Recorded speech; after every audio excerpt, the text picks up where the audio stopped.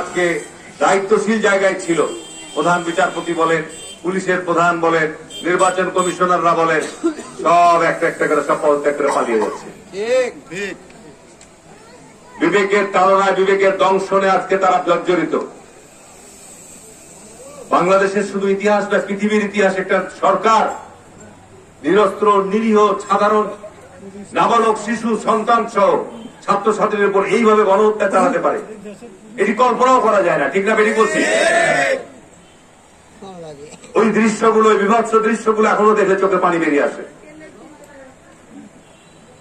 এদেশের তরুণ ছাত্র যুবকরা অস্ত্রের কাছে, গুলির কাছে বুক পেতে দিয়েছে। গুলি করো, কত গুলি করবা? কি ঠিক না বেরিয়ে বলছি? যার মধ্য দিয়ে 5 তারিখে সৃষ্টি হয়েছে। আমি যেখানে মিটিং করছি 3 নম্বর ওয়ার্ডের খুবই গুরুত্বপূর্ণ জায়গা। আমাকে এলাকার মানুষ অত্যন্ত ভালোবাসে। আমাকে এলাকার মানুষ বারবার বিপুল ভোট দিয়ে নির্বাচিত করেছে। কি কথাটা সত্য না মিথ্যা? আমি কি অতীতে নির্বাচিত হয়েছি ভোট চুরি করে, না ভোট দিয়ে আপনারা এমপি করেছিলেন? ভোট চুরি করে তো আমি এমপি হয়নি। বারবার আপনারা আমাকে নির্বাচিত করেছেন। কষ্ট লাগে আমার বাড়িতে গিয়ে বোমা নিক্ষেপ করে, কষ্ট লাগে এলাকার কতিপয় উচ্ছৃঙ্খল, কোনটা উলুদ লীগ, কোনটা মুখলেস লীগ, যারা এলাকার মানুষের শান্তি হারাম করে দিয়েছিল। আমি স্পষ্টভাবে বলে যাচ্ছি, শেখ হাসিনা দেশ থেকে পালিয়ে গেছে, পালিয়ে গিয়ে গোটা আওয়ামী লীগ কাজকে বিপদগ্রস্ত করে গেছে, তারা কাজকে কবরে ঢুকিয়ে দিয়ে গেছে।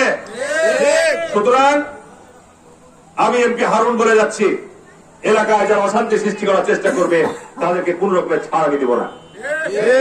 কি জানতাম আপনারা নাকি? কোন ধরনের বোমা তৈরি করে বোমা বিস্ফোরণ ঘটানোর চেষ্টা করলে যেখানেই লুকিয়ে থাকলো তাদেরকে ধরে নিয়ে আসবো। আমি আমার দলের নেতা কর্মীদেরকে নির্দেশ দিয়েছি যে মানুষের শান্তি নিরাপত্তা নস্যাৎ করা যাবে না। অপরাধ যারা করেছে তাদেরকে আমরা আইনের আওতায় নিয়ে আসবো। শেখ হাসিনা যদি আইনের আওতায় আসে চুনাপুরা নাকি? সুতরাং যারা এখানে অপরাধ করেছে বাংলাদেশে, যারা মানুষের ভোটের অধিকার কেড়ে নিয়েছে, যারা মানুষকে হত্যা করেছে, গুম করেছে, সে যেই করুক না কেন, পুলিশ করুক, র্যাব করুক, আর শেখ হাসিনার ঠান্ডা পান্ডা ওই ওদুদ মুখলেসের নির্দেশে যারাই করুক না কেন, তাদেরকে বিচারের আওতায় নিয়ে আসা হবে। না আইন আমরা নিজের হাতে তুলে নেব? নিজের হাতে আমরা আইন তুলব না, তাহলে বিচার হবে না, তাই না? আমরা অপরাধীদেরকে চিহ্নিত করব এবং আইনের যে ধারা রয়েছে, 1971 সালে আওয়ামী লীগ, জামাতে ইসলাম মুক্তিযুদ্ধের বিরোধিতা করেছিল, তাদেরকে স্বাধীনতা বিরোধী বলা হয়, তাই না? স্বাধীনতা বিরোধী বলার কারণে শেখ মুজিব একসময় তাদেরকে সাধারণ ক্ষমা করে দিয়েছিল। শেখ মুজিব যখন 72 সালে এসে তার রাষ্ট্রীয় ক্ষমতা নিল, দেখলো যে দেশে হানাহানি সংঘাত বাড়বে, তখন উনি জামাত ইসলাম সহ যারা ওই সময় আপনার মুক্তিযুদ্ধের বিপক্ষে ছিল সাধারণ ক্ষমা করে দিল। ইতিহাসের পুনরাবৃত্তি, এখন জামাত ইসলামকে আওয়ামী লীগকে সাধারণ ক্ষমা করে দিলাম, তাই না?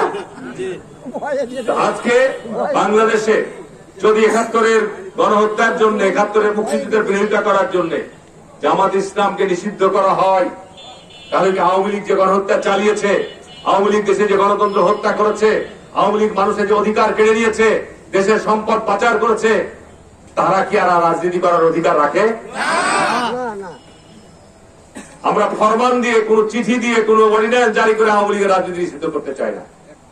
আওয়ামী লীগের রাজনীতি নিষিদ্ধ হবে, অধিকার নষ্ট হবে আইনের মাধ্যমে, আইনের আদালতের মধ্য দিয়ে আমরা তার বিচার করবো ইনশাল্লাহ।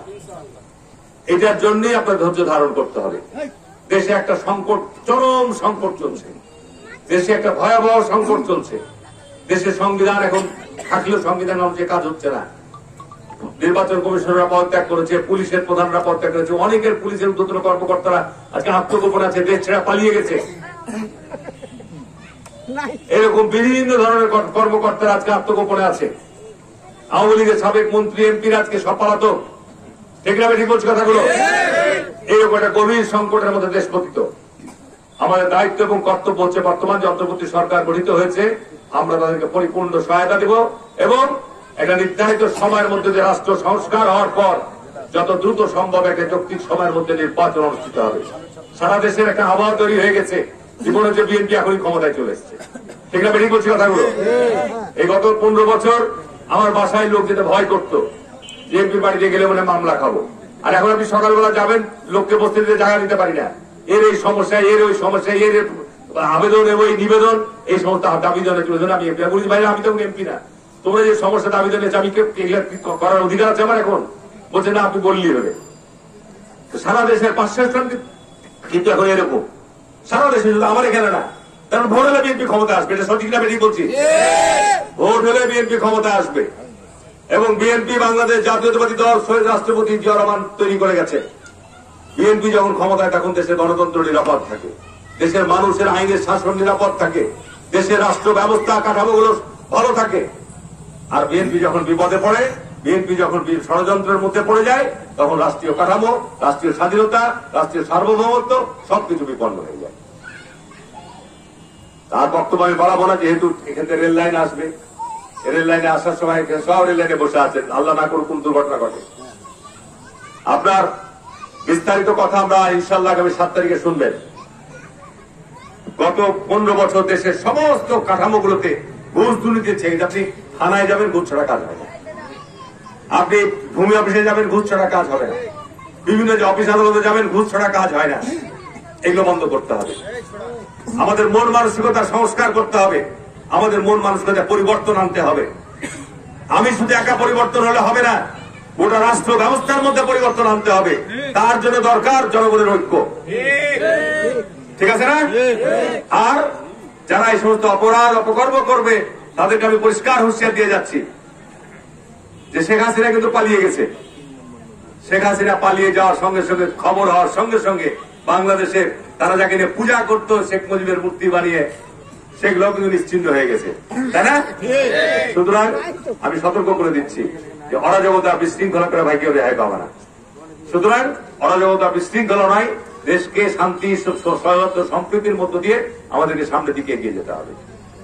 তোমরা যে অপকর্মগুলো করেছো আওয়ামী লীগ, তোমরা মানুষের কাছে অনুতপ্ত হও, ভুল স্বীকার করো, ক্ষমা চাও যে ভাই আমরা ভুল হয়ে গেছে, মাফ করে দাও, তাই না? তারপরে জনগণ সেটা বিবেচনা করবে। আমি আর বক্তব্য বাড়ালাম না, যেহেতু 8টা বাজে, কিছুক্ষণ পরে স্যারের আজানও দিবে। আপনারা ইনশাল্লাহ আগামী 7 তারিখে যাবেন তো নাকি? এখন এখানে জাহাঙ্গীর কবির, যেহেতু সামনে নির্বাচন কখন হবে জানি না, এখন জাহাঙ্গীর কবির কিছু এলাকার সমস্যার কথা বলছে। আমি তো মাঝখানে একবার এমপি হয়েছিলাম, তাই না?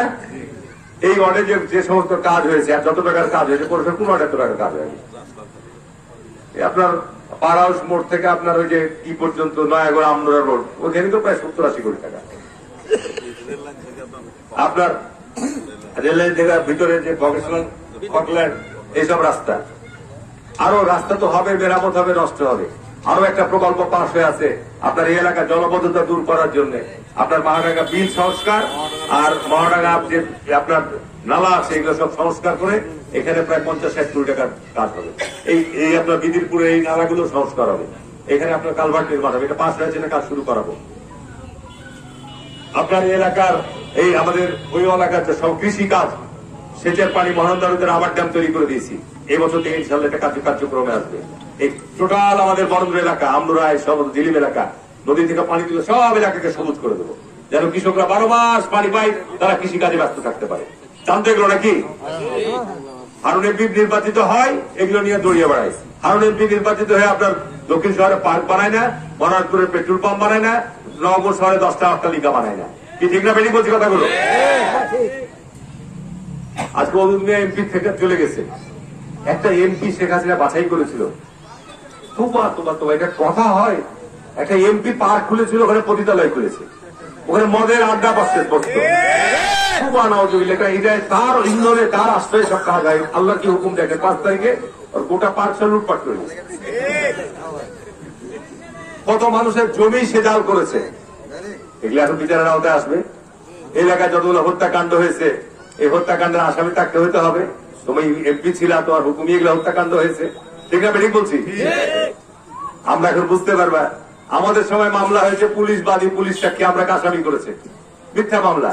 আর এখন যারা ক্ষতিগ্রস্ত হয়েছে, যার জমি জাল করেছে, সেই মামলা করছে, যে মারা গিয়েছে সেই মামলা করছে, ঠিক না? বেঠিক বলছি? সুতরাং রেহাই পাওয়ার পথ নাই। আমাদের মামলা করতে হবে, তার না আমরা তো অপরাধী না। আমাদের পুলিশ বাদী হয়ে পুলিশটাকে মিথ্যা রাজনৈতিক মামলা দিয়ে আমরা ঘর থেকে বাড়াতে না পারি, তাই না? আর তোমরা অপরাধ করেছো, মানুষের সম্পদ লুটপাট করেছো, মানুষের উপর জুলুম করেছো, তার ফায়সালা আলোর পক্ষ থেকে হবে, ঠিক না? বেঠিক বলছি কথাগুলো? আর বক্তব্য বাড়ালাম না। ইনশাল্লাহ 1 নম্বর অর্জনে 1 নম্বর থাকে পৌরসভার মধ্যে। কি থাকবে তো? এটা সুন্দর সুন্দর নেতা, এই যে পালি পাচ্ছে, এটা একটা, এটা আপনাকে 3 নম্বরের 1-এর সঙ্গে লাগালেন। ওটা এই যে পাঞ্জাবে বসে আছে আর একটা কই বাংলাদেশ মেন, ওটাও আপনার গার্ডেরই, ওটাও আপনার গার্ডেরই বলতে হবে। ওই তো 3 নম্বরের 1 নম্বর সব বর্ডারের বাড়ি। আরে তো আপনাকে সুদর্শন মেয়রতা আছে, কাউন্সিলর জাহাঙ্গীর কবির। হ্যাঁ, সবকে সুন্দর করে গুছিয়ে এখানে জাহাঙ্গীরের নেতৃত্বে আপনারা সব যাবেন, ঠিক আছে?